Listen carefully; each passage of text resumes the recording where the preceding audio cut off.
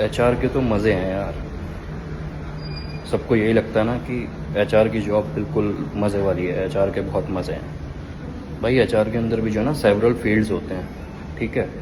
और हर एचआर बैठ करके रंगोली नहीं बना रहा होता है, ना हर एचआर बैठ करके चार्ट पेपर पे पॉलिसीज़ लिख रहा होता है। जो एचआर डॉक्यूमेंटेशन करा रहा होता है ना, उनसे पूछो, दिमाग हिल जाता है उनका।